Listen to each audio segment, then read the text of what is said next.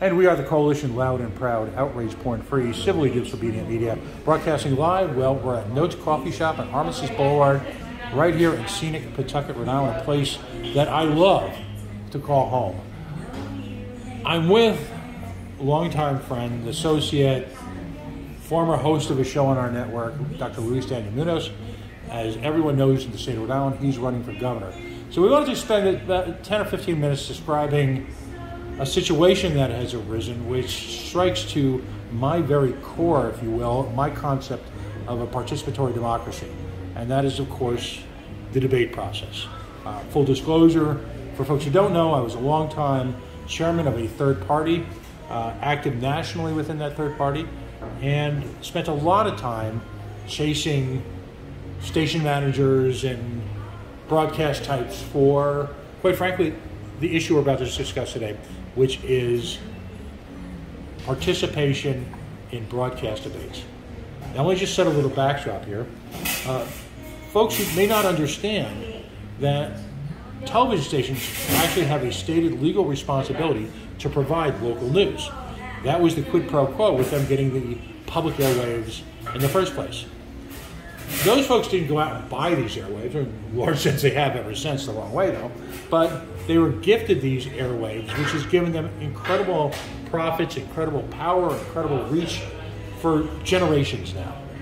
Most folks aren't even aware that this transpired, that a select group of people are allowed to broadcast television signals and no one else. You ever seen the movie Pump Up the Volume? No one else is allowed to.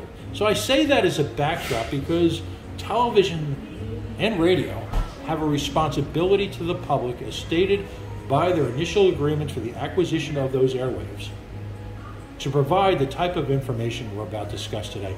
So, Dr. Munoz, why don't give us a little backdrop, if you will, of what's happening with you, and I believe it's a Sinclair broadcast? No, it's Channel 12. It's Nextar. Nextar program, yes. WPRI Channel 12's right. Conglomerate. Yeah, so quick shout out to Notes Coffee in Pawtucket. Head down, grab some coffee. It's a cool place. And also, the owner Jasenia is also a candidate for a council position, council at large in Pawtucket. So much like Jasenia. Yeah, so with regards to the matter of debates, I'm going to move closer because Pat's over here waving at me. Basically I reached out to the ACLU, and we know that these news outlets have certain criteria. Many have 5 to 7 bullet points, everything from do you have a website, are you proving through evidence, pictures, etc. that you are actively campaigning, do you have publications with your policy positions, essentially do you have polling numbers that might reach a threshold. It's about 5% for Nextar, and have you raised certain contributions, and for Nextar in particular it's $50,000 in contributions. In kind doesn't count. So with the criteria set in place, you know, this is the second time, as you know, Pat, I ran before that Channel 12 Nextar has chosen to exclude me. What's different about this time compared to the last time is there wasn't really a lot of evidence of exceptions having been made. So this time around, while I'm being excluded on the basis of contributions as an example, as one of the bullet points, looking back at 2018, Spencer Dickinson had only raised about $2,500 in donations and contributions. Everything else he loaned to himself. And so loans, based on our campaign finance laws, are different. And so Nextar doesn't essentially qualify what loans are. How do they count? And so at the discretion of the local station, they can include whoever they want. So I guess a guy like Spencer Dickinson can get included, a guy like me can't. Now, what is the problem with this? So I reached out to the ACLU, and the ACLU essentially says that the news outlet has freedom of, kind of a freedom of speech claim and can choose who to include or who not to include. So isn't that interesting, right? Right. That the mediums that are being used to tell stories and to qualify candidates as being viable or not have the freedom to suppress, the truth. And the truth is that there are 5 candidates in this race. I was the first one to announce. I am really the candidate, especially when we talk about grassroots, that has been in communities doing the work. I have the most publications across news outlets like the Boston Globe, Rhode Island, the Providence Journal. I learned from the first time that I had to, in many ways, be the most sophisticated and the loudest, and I've been. And so now, while Nextar has chosen to exclude me, the interesting part is Sinclair is including me. Oh, sorry, Sinclair is including me in their debate. Right. So at the end of this month, I'll be on Channel 10 and their debate. And I think it speaks to the fact that we talk about conservative-leaning and left-leaning news outlets, and yet it is the left-leaning media outlet that is choosing to essentially exclude the only candidate that grew up in an urban city, here in the state of Rhode Island, and the only candidate, to my knowledge, that still lives in one. Actually, no, Matt Brown does live in a $1 million mansion somewhere on the east side, so I take that back. But things have to change. Am I gonna sit back and kind of complain? No. Our aim is to attempt to take legal action, and not just at this time, but even after. And I will be taking legal action. There's things that we can do to try to create space in the debate, and so we'll see if we can get that done within the short time frame. Otherwise, I see this as very damaging to the integrity of our electoral system, and based on those damages that I believe can be quantified, we'll be moving forward. This is not about making friends. I think oftentimes consultants say you got to be friends with news outlets, but look, we have a history where Tim White and Ted Nesi have refused to interview me. I've been given 5 minutes where everyone else has been given at least one 30-minute interview or more. And that's not just this race, that's also the last race. So we're talking a matter of 5 years. We've had formal apologies issued by Channel 12 for essentially excluding me when acknowledging candidates of a particular heritage. And so it's clear that the coded words that are being used, like minority leaders as compared to just leader, the kind of stripping of my doctoral title, which I've earned for only activist, but not doctor and activist. All of these things and these behaviors and patterns are really telling a story that Channel 12, while it's being considered left-leaning, I think it's part of this kind of institutional enablement around the kind of crony politics that we have today, a perpetual caste political system where only insiders are given time, and that's fine. I'm not saying this to say that we're not that it's going to stop me. We're going to boycott Channel 12. There are organizations right now that are going to be mobilizing. I've already been speaking with them, and this is not going to end here. And Channel 12 aside, we have the NAACP debate coming up at the end of the month. We have another debate after that at Channel 10. We have a Providence Chamber of Commerce debate. I've already participated in 6 forums, the most recent, which is the WPRO one. I've been outperforming all of my competitors, primarily because I'm not just talking about solutions, but actual plans. Like, how do we implement the changes that are needed around these regulatory agencies like the CRMC, like DEM, even like the Executive Office of Commerce, which is overseeing Commerce Rhode Island, that made this really bad deal here in Pawtucket. There are structural changes that we can make, but you have to have the courage to make it. And you got to push the right buttons. And Channel 12 is the button today. Tomorrow it'll be some crony in the State House. Right. And just on a couple of practical points here. Number one, there's no laws involved here. Nextar and Channel 12 can actually do whatever they want. If they chose to change the rules tomorrow, they could. There would be no opprobrium, no public sanctions. These are the rules that they've set up. If you're a fan of Calvin and Hobbes, you remember Calvin Ball, which Calvin just set up the rules as he went along. There seems to be an element of that. On top of that, you have been included in, my understanding, every other forum, and successfully. And when I mean successfully, I mean, I was at the RIPAC debate, or forum, I should say, and not only did you contribute to the larger questions posed, but quite frankly, some would argue that you dominated with a perspective that was fact-based, a tinge of a political emotion that's always present, and an orientation towards solutions. So with all of that in mind, it would sound like from both a educational, a civic, and quite frankly, a little bit of a tiny dash of entertainment, because you've livened things up, that you would be actually the ideal person to invite to a candidate. I mean, if I was running a debate, I'd want you there. It's not just the ideal person. Like I'm all for humility, but it's time to call it out. Healthcare continues to be the primary issue. when we talk about healthcare and these problems that end up in the ERs, they also get back to everything else: housing, economy, poor nutrition, essentially poverty, right? Right.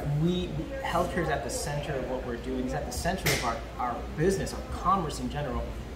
I'm the right candidate running for the right office at the right time, and I'm not just leading these debates. Like I am forcing candidates to take positions that they don't want to take, and the most humiliating thing for my opponents is that they're actually not taking positions. Right. So when we talk about even something like the deal here at Tidewater Landing, a lot of it, the people are falling back on like, oh, you know, like we're moving forward with the soccer stadium. Like, no, the issue here is not just the soccer stadium.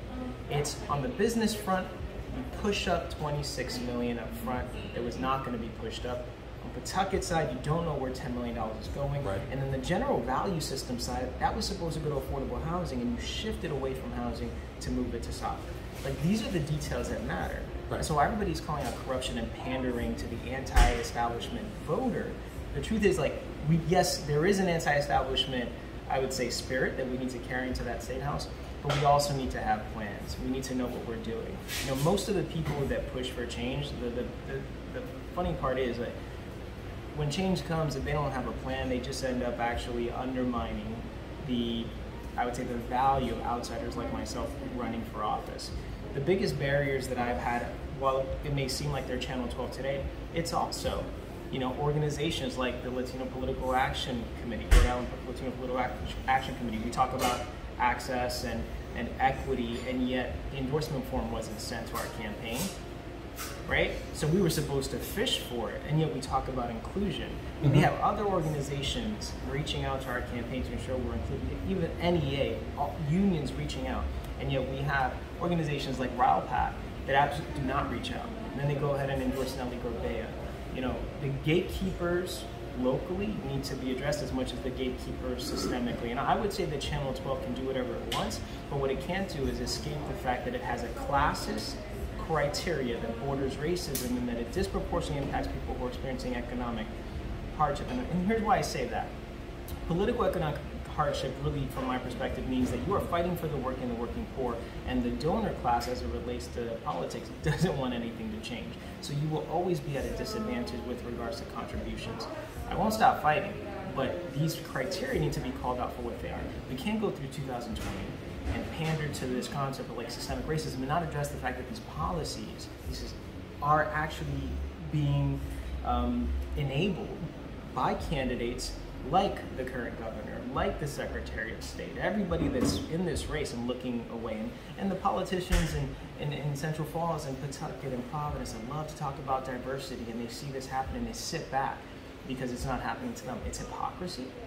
And I'm not running in this race to make insider political friends. Like, I'm running in this race because the people do not have a voice, because these insiders and the guard, whether it's locally or whether it's statewide, continue to like rationalize these injustices as though we need to have a nomination signature process. There's no federal mandate. That's to exclude the working class. Right. And so we have state-based policies that in fact are discriminatory, and we have institutional policies that are discriminatory, but how can the state call out the institutions when, if by doing so, they'd just be hypocrites? Right. You won't find any debate here with me on your issues about debates. Yeah. We've just got a couple minutes left. Yeah. You know, for years I've always referred to as this is self-promotion, but I'd like you to engage in some self-promotion. First of all, tell folks how they can engage in what you're mobilizing right now vis-a-vis WPRI Channel 12, and how can they reach out to your campaign? Yeah, boycott Channel 12. September 6th is the debate. Hashtag boycott WPRI 12. Just get that going. Also, just shout out End Solitary Confinement. You know, there's a lot of important work that's been taking place. Thank you. You know, people love to say mental health. They love to say criminal justice reform. But when it comes down to standing up and talking about expunging records and stopping the torturing that's happening in our prisons, silence and crickets, right? And so we have to recognize that we have Democrats in the state of Rhode Island that, while maybe a dominant, you know, party, are sending policies to committees that are killing them, that are squashing the policy, sending them out for studies. Change isn't happening fast enough and people are suffering. So just a shout out that we need to end solitary confinement, and the governor needs to have courage to step up and do something. And all of the opponents in this race need to have courage too, because at the end of the day, campaigning is not different than governing. I don't care what the political consultants say. If you do not have the courage to stand for, to take your hill for what is right and to die on that hill, then you are not going to bring the change that's needed in the State House. Go to governor2022.com. Go to the latest news section. You can access a documentary we released with over 30 activists and organizers around the state bringing up historical injustices and current work that's being done. From Narragansett tribal elders to anti-racism organizers in Westerly, in North Kingstown, Providence, Pawtucket, Central Falls, etc. It's also very important that you see the substance of, action, or the substance of the words in action. And so the documentary provides insights, but also check out the debates. There's a link that links up all of the debates that have been had, so you can see who's taking positions and who's not. So again, if you want to help, please reach out. We need volunteers, people for election day at the polling sites.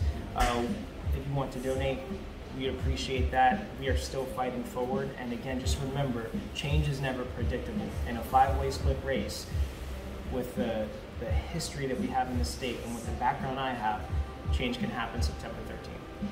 Dr. Luis Daniel Munoz, again, Governor22, Governor2022.com. Reach out, and if you feel strongly, if you feel moved by this conversation, reach out to WPRI politely, on point, on message, and talk about inclusion. Is just not a word thrown out. It's not just a hashtag on a Twitter or a Facebook post. Inclusion means, respecting democracy and respecting the individual voices, all of whom have earned a right to be involved in a conversation about this state's future. We are the Coalition, loud and proud. As always, we are outrage porn-free, civilly disobedient media, broadcasting live at facebook.com/The Coalition Radio, and of course on the mighty Twitter at Coalition_radio. We're going to post this separately and as part of some of the material that was given to me by the campaign. And let's take this to the streets.